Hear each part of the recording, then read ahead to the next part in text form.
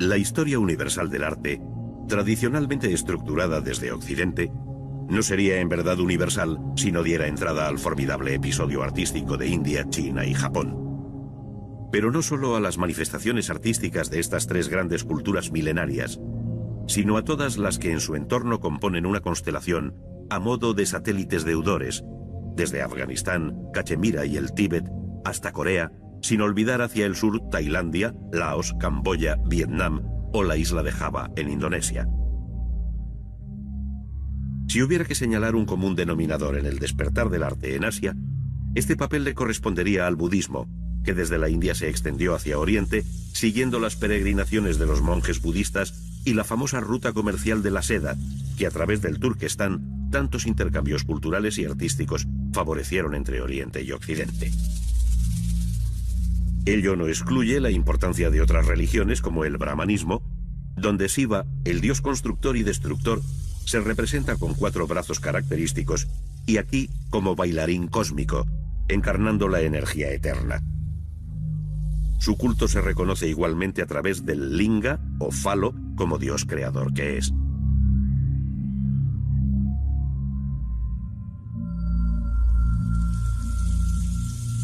Lo cierto es que fue el budismo la religión que alumbró inicialmente originales formas arquitectónicas que, como la stupa, se identifican con él, pese a los cambios formales conocidos a lo largo del espacio y del tiempo. Desde las primeras stupas, concebidas como simbólicos volúmenes semiesféricos del universo, estas fueron evolucionando, trocándose en formas esbeltas y puntiformes, de pintoresco y atractivo perfil, que por razón de vecindad y número, llegan a formar conjuntos que rivalizan con el paisaje al tiempo que lo sacralizan.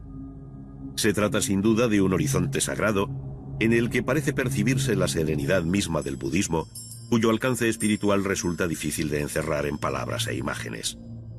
Además de la stupa, el budismo y el amplio espectro de las demás religiones dieron lugar a otras arquitecturas de carácter muy distinto, tanto en la India como en China, Japón y demás áreas de influencia, alcanzando un interés y monumentalidad ciertamente insólitas, dueñas de una belleza arcana tan atractiva como alejada de los cánones estéticos occidentales.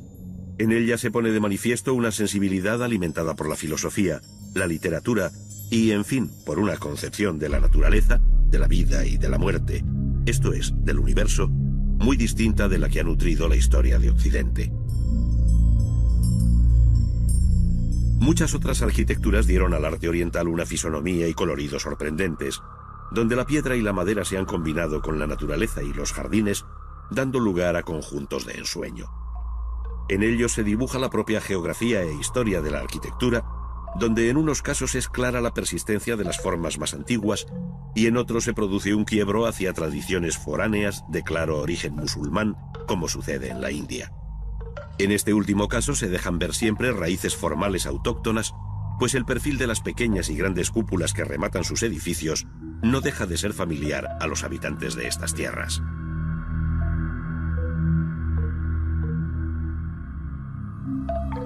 Tanto la escultura exenta como el relieve, en sus más tempranos y depurados ejemplos, giran igualmente en torno a temas religiosos, de procedencia budista y brahmánica, en los grandes santuarios de la India. Reposo extremo y enérgico vitalismo parecen resumir los dos extremos del relieve hindú, que conoció otros temas no religiosos con un sentido narrativo verdaderamente sorprendente. Así, algunas de las 120.000 estrofas del gran poema épico de la India, el Mahabharata, inspiró a muchos escultores cuyo nombre permanece en el más oscuro de los anonimatos, pero cuya obra resulta la mejor ilustración de una de las joyas de la literatura universal. Frente a esta ordenada disposición en frisos superpuestos, el famoso relieve de Mamalyapuram, en Madrás, que representa el descenso del Ganges, ofrece una visión más libre y espontánea donde se hermanan la religión, la naturaleza y el arte. Se trata de una de las obras maestras de la escultura de la India, que forma parte de un estanque sagrado, supuestamente alimentado por las aguas del Ganges, que un manantial precipitaba desde lo alto de esta enorme peña de granito. Dioses, hombres y animales se acercan a sus orillas, ofreciendo una rica variedad de actitudes y movimientos que parecen compendiar lo mejor del arte drávida de la época Pallava. Además de los relieves, donde hombres y mujeres se muestran en actitudes estereotipadas, de formas llenas, y con un vigor que parece prestado por la naturaleza, hay que mencionar la escultura exenta, siendo este sin duda el verdadero reino iconográfico de Buda. Se produce aquí un cambio sustancial en la representación que el artista hace de esta imagen de culto, de tal forma que, abandonando el naturalismo, propone siempre una imagen idealizada. Sentado o en pie, con la disciplinada serenidad interna que evidencia aquella perfección espiritual y unión con lo absoluto, Buda se muestra meditando o predicando, según se desprende de la posición de sus manos o mudra. Todos, absolutamente todos los detalles, posturas y gestos, hasta el más nimio, están cargados de contenido, tienen su nombre y obedecen a un inmenso mundo codificado que requiere una verdadera iniciación. Ello dio lugar a una auténtica estética budista que en los retratos del arte Khmer alcanzó cotas de un idealismo difícilmente superable y donde la paz interior rebasa su propia belleza artística.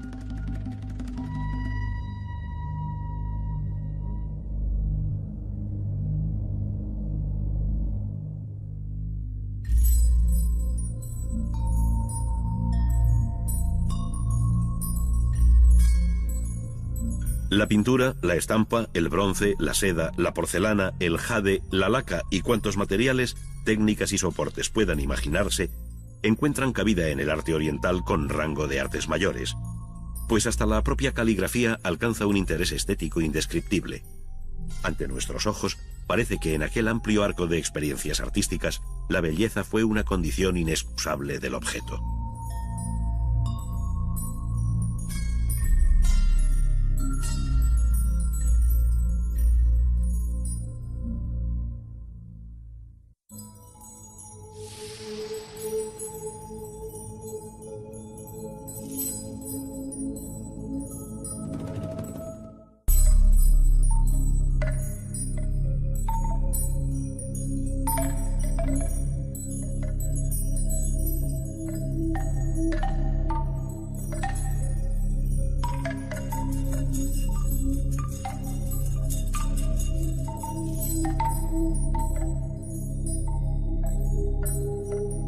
Si se dejan atrás los impresionantes testimonios vinculados a las milenarias ciudades septentrionales de Harappa y Mohenjo-Daro, en el valle del río Indo, puede afirmarse que la historia del arte comienza definitivamente en la India en el siglo III a.C., con una dinastía, la de los Maurya, una capital, Pataliputra, la actual Patna sobre el río Ganges, un emperador, Asoka, y una religión, el budismo. Este databa del siglo VI, pero su difusión y apoyo oficial vendrían de la mano de Asoka, aunque la representación figurada de Buda apareciera más tarde. Lo importante ahora es señalar que bajo los Maurya se produjo el primer arte budista, y que en los siglos II y I a.C., las dinastías Sunga y Andhra fijaron y desarrollaron la construcción que mejor se identifica con el budismo, la stupa. Su imagen semiesférica resulta inconfundible y tiene su origen en los túmulos de tierra levantados sobre los enterramientos reales y que luego albergarían reliquias budistas de muy variado carácter. Aquellos antecedentes conocieron una clara definición en las stupas iniciadas por Asoka y agrandadas en época Sunga, como sucedió en el conjunto de Sanchi, en Bhopal, en la India central. La stupa consta de un túmulo semiesférico macizo, de piedra o ladrillo, llamado anda, asociado a la bóveda celestial. En la cima se sitúa el Dharmika, o pequeña plataforma donde viven los dioses por encima de la tierra, erigiéndose allí un curioso parasol o chhatra, símbolo de divina dignidad. La stupa aparece siempre rodeada de una cerca de piedra, o vedika, a cuyo interior se accede por 4 puertas monumentales en recodo, o torana, situadas sobre los 4 puntos cardinales, completando así el diagrama arquitectónico del cosmos. Las puertas de ingreso suelen decorarse con interesantes relieves de carácter religioso, concebidos como temas de meditación, donde intencionadamente se elude la presencia física de Buda, pero no los episodios de su rica hagiografía. Así, en la gran stupa de Sanchi se recoge entre otros el pasaje del sermón a los animales. Bajo la dinastía de los Gupta, entre los años 320 y 575 después de Cristo, el arte budista conoció un nuevo impulso, siendo excepcional el conjunto de templos y monasterios, esto es, las chaityas y viharas excavados en el acantilado de Ajanta, en el actual estado indio de Maharashtra. Se trata de una refinada arquitectura rupestre abierta en un frente de 500 metros con originales soluciones arquitectónicas que recuerdan anteriores y perdidos modelos ejecutados en madera.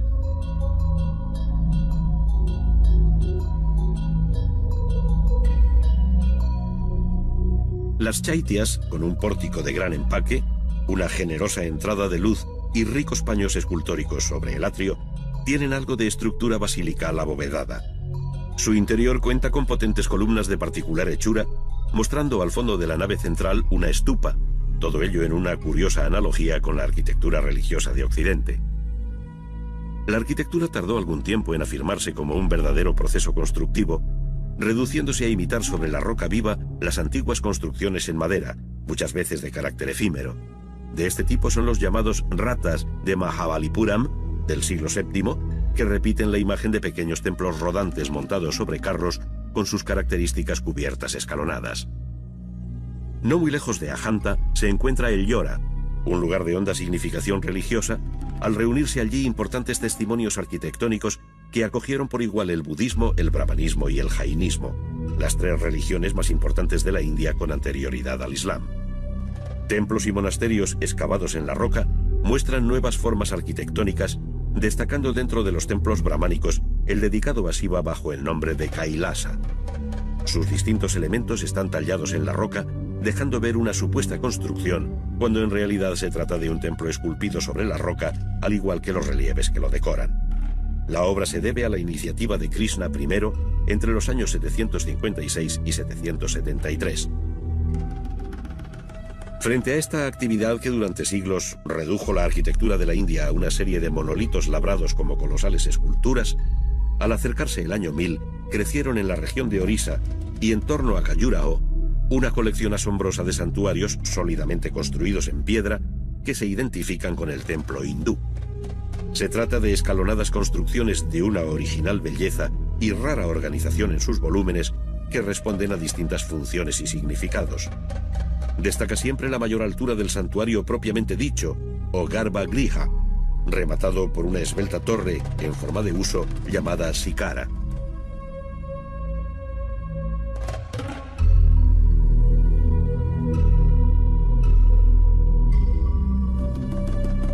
Todos estos cuerpos de arquitectura, tratados con un sentimiento repetitivo en sus elementos constructivos, se ven aliviados por una rica serie de relieves que recubren los exteriores, dando entrada a conocidas escenas de amor, donde el erotismo divinizado de los grupos enlaza con la energía creadora de la armonía universal emanada de Shiva y Vishnu, que con Brahma completan la tríada divina del vedismo.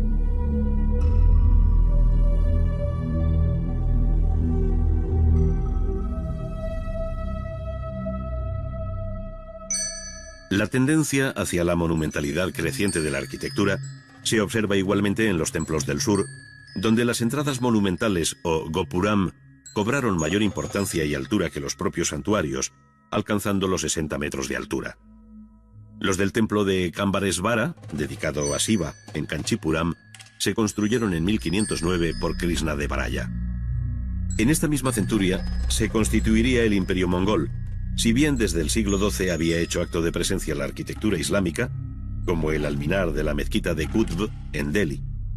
Pero es a partir del siglo XVI cuando se verían los imponentes mausoleos que van desde el del emperador Humayun Padishah, también en Delhi, hasta el célebre Taj Mahal, en Agra, construido a mediados del siglo XVII. Es sin duda una de las obras maestras de la arquitectura indo-musulmana, pero resulta ya muy difícil rastrear su espíritu hindú. Por el contrario, la expansión del arte hindú fuera de la India, y concretamente del arte budista, fue un fenómeno muy temprano que dejaría una larga secuela nunca interrumpida en las lejanas tierras de Nepal, Birmania, Vietnam, Camboya, Tailandia o Isla de Java. En esta se encuentra el célebre santuario de Borobudur, de mediados del siglo VIII, compuesto de una base piramidal escalonada y una gran estupa acompañada de otras 72 estupas menores que con forma de campana albergan la representación de Buda, a quien están dedicados todos los relieves que enriquecen este excepcional monumento de la cultura budista.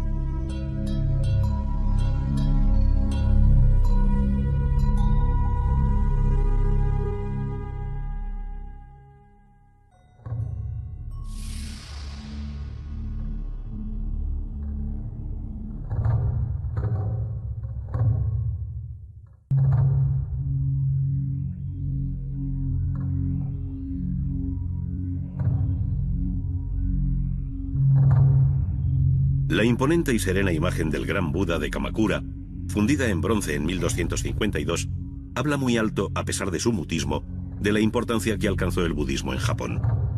La propia actitud de Buda, en su equilibrada paz y potente vida interior, parece visualizar algunos de los rasgos más sobresalientes de esta religión, que tiene en el santuario de Horyuji, en Nara, el más antiguo templo del budismo japonés. En el interior del Kondo, o Salón Dorado, recibe culto la tríada Saka, fundida en el año 623 bajo el período Asuka. Junto a él, y dentro del recinto monástico, se yergue su célebre pagoda de madera, de algo más de 30 metros, mostrando el atrevido y elegante vuelo decreciente de sus tejados.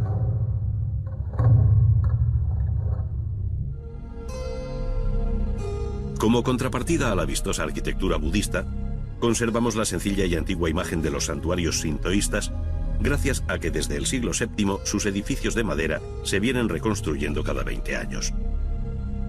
Sin embargo, el apoyo oficial del budismo fue creciente, y de aquí el empeño del emperador Shomu por construir el mayor monasterio budista visto hasta entonces, el Todai-ji de Nara, consagrado en el año 752 y tenido hoy por la mayor estructura de madera existente. Para su interior también quiso la más grande escultura de Buda en bronce, el Buda Vairocana. El monasterio de Todai-ji fue restaurado por el monje Chogen en los años finales del siglo XII, de quien nos ha llegado este excepcional retrato, obra cumbre de la escultura japonesa.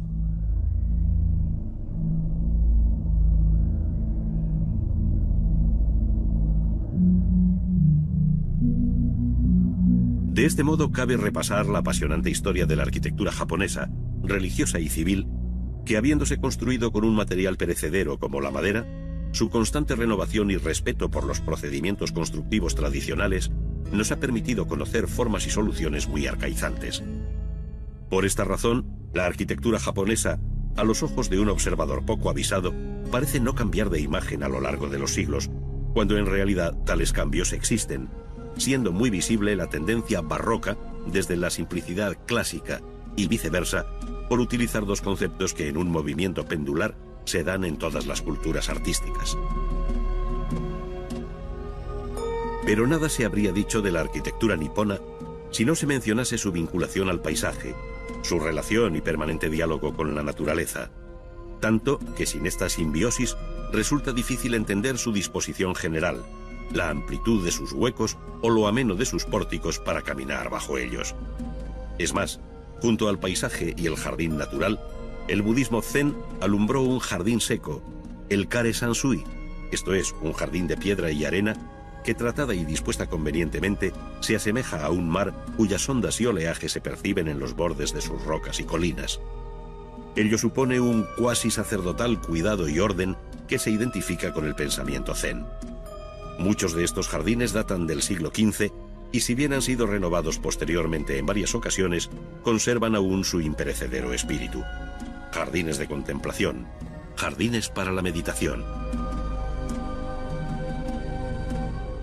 Como reflexión final cabe añadir que históricamente la arquitectura japonesa supo desasirse de lo superfluo, creando por sustracción un estilo austero, desnudo, elegante, de impecable geometría, contenida en el ornato y sobria en el color.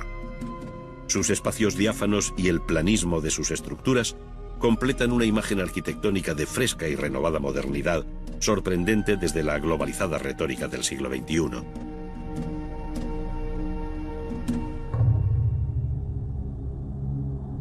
Los pliegues más sensibles del alma japonesa se recogen muy probablemente en la pintura, pero sobre todo en el grabado. Con la arquitectura y el jardín completan la aportación más notable de este pueblo a la historia universal del arte.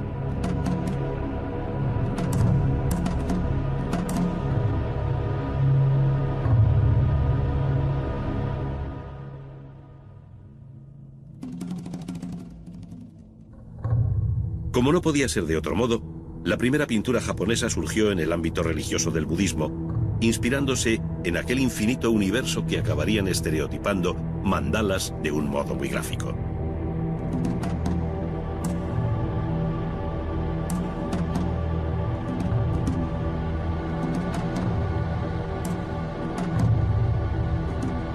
Entre las muestras más antiguas se encuentran tanto las dañadas pinturas murales del santuario de Horyuji del siglo VII, como las miniaturas sobre papel que ilustran la sutra de las causas y de los efectos. Su nacimiento, el abandono de la corte, su retiro en la montaña, la meditación e iluminación y finalmente la conversión de los primeros discípulos. Se trata de una de las joyas del arte budista que data del siglo VIII.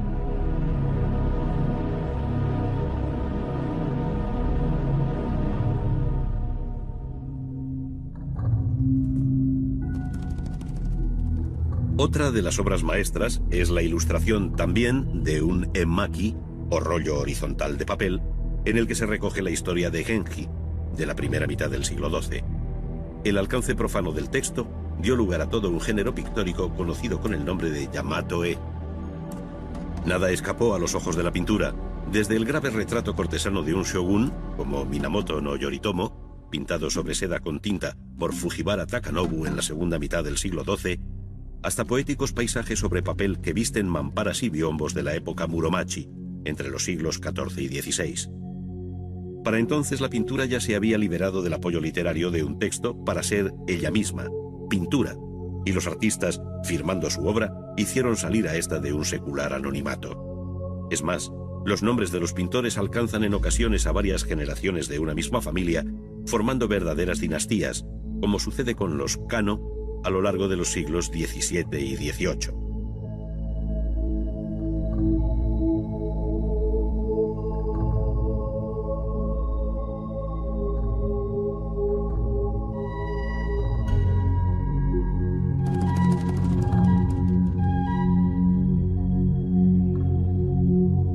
El grabado en madera, o xilografía, también hubo de independizarse del texto al que inicialmente acompañaba para erigirse en un arte mayor, como sin duda lo fue a partir de la obra de Hishikawa Moronobu, que trabajó en la segunda mitad del siglo XVII. A él se debe el carácter esencialmente japonés de la estampa, que de este modo se distanciaba de la influencia china, ejercida siempre en el campo de la pintura. El mundo del teatro, los retratos de los grandes actores, las costumbres, en fin, los temas grandes y pequeños de la vida diaria, dieron lugar a un género conocido como ukiyo-e. Por otro lado, la técnica del grabado se fue haciendo cada vez más refinada y compleja, hasta llegar en el siglo XVIII a las estampas de Suzuki Harunobu, donde cada color iba en una plancha diferente. Son los Mishiki-e o grabados polícromos.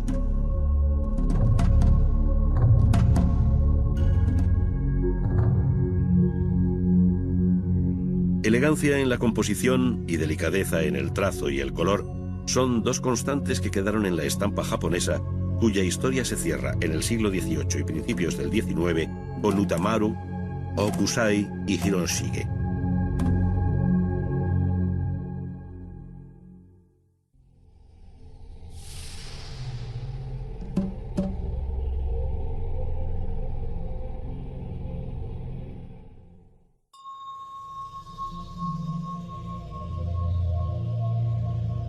Pocas obras son tan conocidas en el mundo entero como la Gran Muralla China. Su recorrido por el accidentado paisaje parece resumir la larga historia de este pueblo con sus altos y bajos, la extensa realidad de su geografía y el refinamiento de su cultura. Iniciada en el siglo III a.C. bajo la dinastía Han para detener a los nómadas del norte, se terminó en aquella misma centuria por el primer soberano que llevó el título de emperador, Sin Se Huangdi. A comienzos del siglo XV fue reconstruida en piedra con potentes torres por el emperador Yongle de la dinastía Ming, no coincidiendo en su recorrido con el trazado anterior y sobrepasando su longitud los 4.000 kilómetros. Esta serpenteante construcción que separa China de Mongolia mantiene una altura media de entre 8 y 10 metros con un grosor de algo más de 6 metros. Al mismo emperador Yongle se debe el renacimiento urbano de Pekín al trasladar desde Nankín la capital imperial. Él inició la llamada Ciudad Prohibida, con su ejemplar organización geométrica sobre el eje norte-sur, en el que surgirían entradas y pabellones sobre terrazas escalonadas en una secuencia de volúmenes, materiales y colores verdaderamente sorprendentes, bajo las inconfundibles y amplias cubiertas de perfil curvo que en ocasiones se duplican. Las tres grandes salas principales llevan los nombres de Tai Ho Tien, o pabellón de la Armonía Suprema, donde tenían lugar las grandes ceremonias ante el trono imperial, el pabellón de la Armonía Media, o Chong-ho Tien, y el pabellón de la Armonía Protectora, o Pao-ho Tien, con la gran sala de audiencias. En ello se acusa la rigidez del ceremonial cortesano y el carácter inaccesible de la figura del emperador, cuya omnímoda autoridad fue ejercida durante siglos desde el interior de esta Tzu King Cheng, o ciudad púrpura prohibida. Las habitaciones imperiales, los jardines interiores y una larga serie de palacios dentro de su recinto, protegido por un fuerte muro y un foso con agua, completan este conjunto enriquecido por los distintos emperadores de las dinastías Ming y Qing.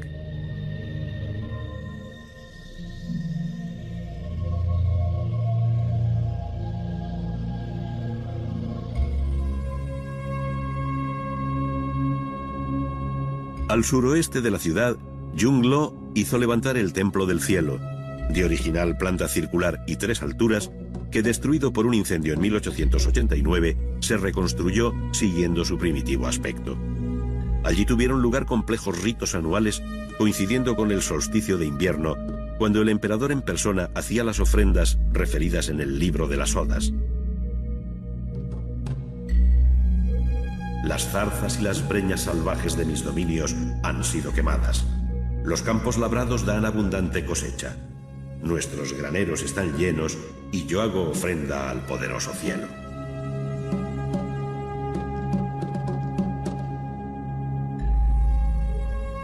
El budismo conoció su edad de oro en China entre los siglos IV y X, conservándose impresionantes testimonios de arquitectura y escultura rupestres en las grutas de Yungang y Longmen.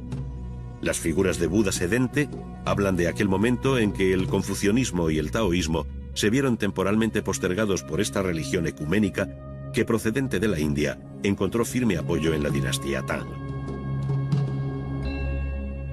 Pero no solo fueron los templos excavados en la roca.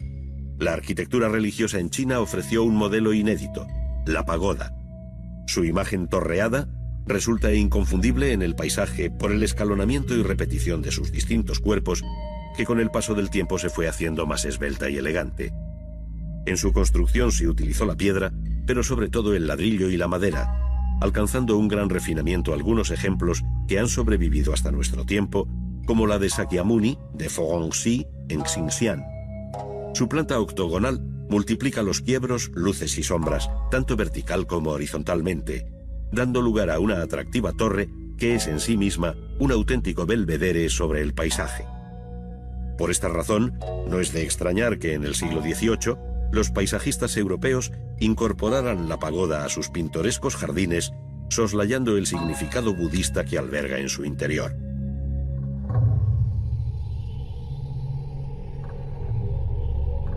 No obstante, todas estas manifestaciones arquitectónicas son muy posteriores e incompletas en relación con los testimonios que mejor definen el alma artística de China a través de su larga historia. Materiales como el jade, el bronce o la porcelana han perpetuado los matices más sutiles de la creación china, donde el material, la forma y el color conducen a un universo de significados de hondo alcance religioso poético sin parangón posible en el arte occidental. El mundo infinito de las artes decorativas, que en China alcanza el grado de arte mayor, no excluye la gran escultura, que después del sorprendente y relativamente reciente hallazgo arqueológico de los guerreros de Xi'an, hace ineludible su mención. Nada hay semejante en toda la historia universal de la escultura a este conjunto de guerreros que llenan las fosas que preceden a unas perdidas tumbas túmulo en Xi'an. De las 3 fosas excavadas, una de ellas reúne un formidable séquito de 6.000 soldados que, como el resto, están hechas de barro cocido, repitiendo gestos y actitudes, pero individualizando sus rostros y expresiones, lo cual habla de unos habilísimos maestros y talleres que fueron capaces de semejante obra a finales del siglo III a.C., bajo el mismo emperador que terminó la primera Gran Muralla.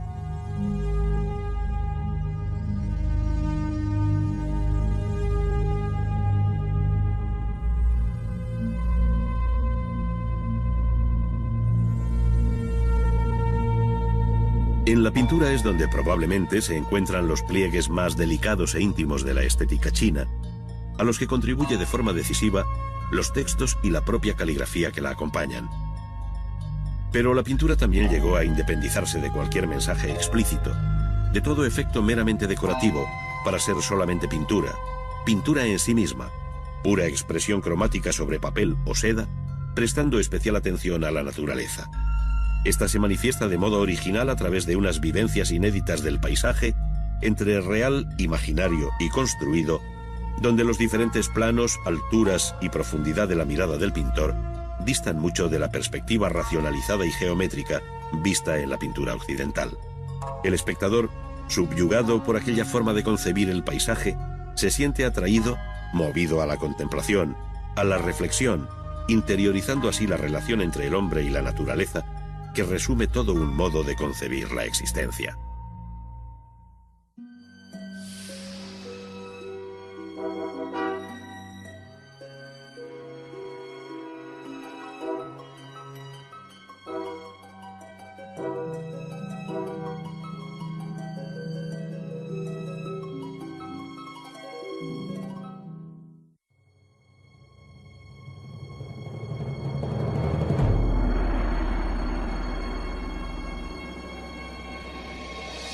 Se conoce con el nombre de Edad del Hierro a una etapa de la historia en la que este metal y sus aplicaciones representaron un progreso cierto sobre la anterior Edad de Piedra. Desde entonces la metalurgia fue mejorando las técnicas para la obtención del hierro a partir de los minerales que lo contienen, avanzando igualmente en su posterior manipulación, bien sea como hierro fundido o como hierro forjado. La fundición y la forja, siempre con el auxilio del fuego, permitieron hacer herramientas, armas o elementos de construcción. Pero no puede olvidarse que el hierro, más allá de su pragmática e inmediata utilidad, también conoció desde antiguo una consideración artística. De este modo, los llamados hierros artísticos representan un importante capítulo dentro de la historia del arte. La manera de trabajarlos en la forja sobre el yunque, donde la distinción entre artista y artesano se diluye al calor de la fragua, contribuye a dignificar aún más este oficio al que el mito clásico ya le otorgó una especial atención en la conocida historia de la fragua de Vulcano.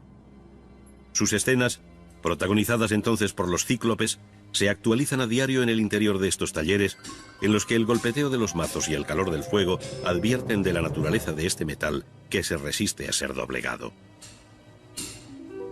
En la fragua trabajan varios herreros atendiendo distintos encargos a la vez. Unos se dedican a perforar un barrote para hacer una reja cruzada. En un segundo plano se ve el cegador trabajo de quien está soldando unas piezas, mientras cerca de nosotros asistimos a la preparación de una pletina con la que se dispone el forjador a trabajar el hierro para hacer las piezas de una reja al modo románico. Prácticamente nada ha variado en el procedimiento desde aquella remota etapa medieval. Con el hierro al rojo claro, esto es, cuando ha alcanzado una temperatura aproximada de 900 grados, el herrero golpea con habilidad un extremo de la pletina sobre la tabla del yunque, curvando su cabeza e iniciando lo que se llama enrollado. Con el hierro aún caliente y por lo tanto dúctil, introduce la pletina en el ojo de una plantilla que permitirá darle la forma de voluta o roleo en espiral. La operación se repite con el otro extremo de la pletina para hacer un elemento simétrico, de tal modo que ya solo reste trabajar la parte intermedia a la que tratará de dar forma sobre la horquilla asegurada en el tornillo del banco de trabajo. Ello exige que el hierro coja de nuevo la temperatura necesaria para hacerlo obediente, por lo que su calentamiento en la fragua se hace imprescindible.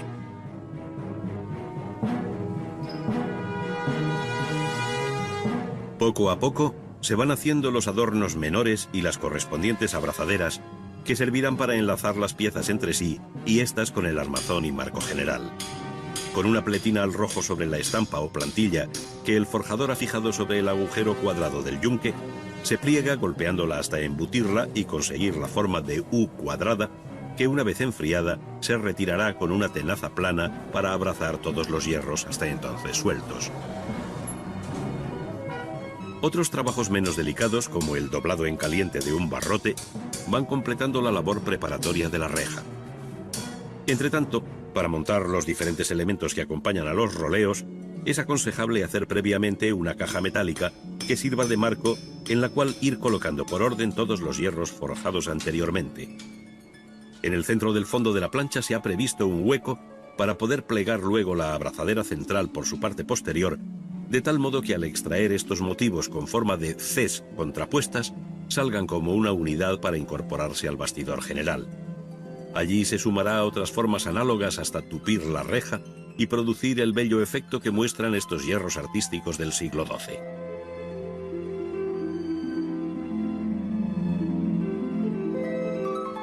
Para ofrecer otras facetas de la forja tradicional, imaginemos que nuestro taller ha recibido el encargo de una reja gótica para la capilla de una catedral en Castilla, donde tantos maestros rejeros dejaron lo mejor de su arte.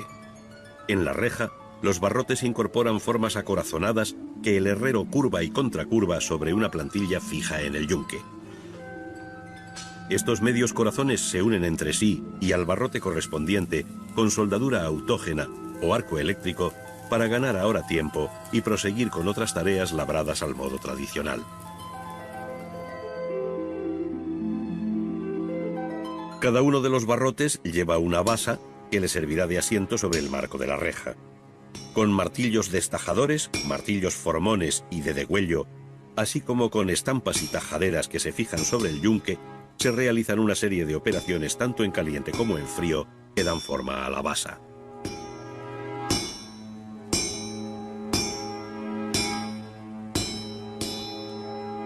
Paulatinamente se va señalando, rebajando, cortando y estirando los perfiles, molduras y vástagos que, si bien pasan prácticamente desapercibidos en la obra terminada, son objeto del mayor cuidado por parte del maestro, siempre ayudado en esta labor por un ayudante. La ejecución de estas piezas por separado exige finalmente la soldadura, que esta vez se hará al modo antiguo, esto es, al fuego. Tras preparar las dos zonas de unión, lo que se llama cebar los extremos a unir, se calientan hasta que el hierro alcanza el color blanco, el punto máximo que puede alcanzar para ser forjado a unos 1400 grados. Inmediatamente y sobre el yunque se golpea una pieza sobre otra hasta hacerlas solidarias. Soldadas las basas y capiteles, las formas acorazonadas y los rombos abiertos, vemos la grata composición final en la que se ha buscado la simetría y el ritmo en la distribución de sus motivos.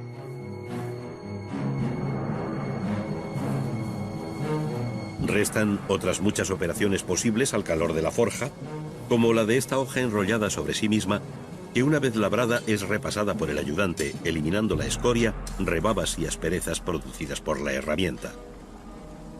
Así como la operación del estirado disminuye la sección inicial de una pieza por el golpeteo que la alarga o estira, hay otra tarea igualmente frecuente con la que se inician muchos trabajos y conocida con los nombres de recalcado, acortado o retacado.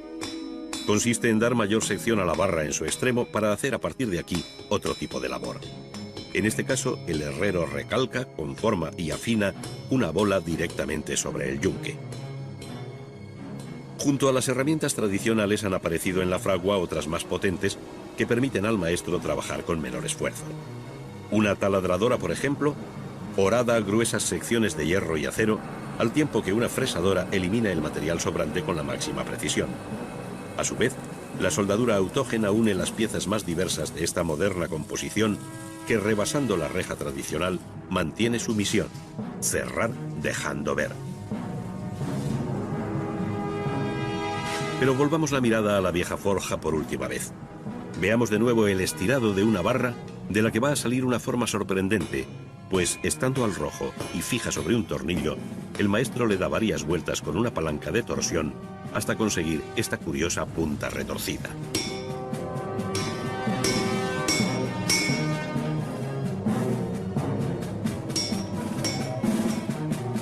Una vez cortada la barra en la medida que se precisa, se unirá a otras similares para, por ejemplo, coronar una de las muchas obras en hierro forjado con las que Gaudí enriqueció su arquitectura, tal y como sucede en la Casa de los Botines de León.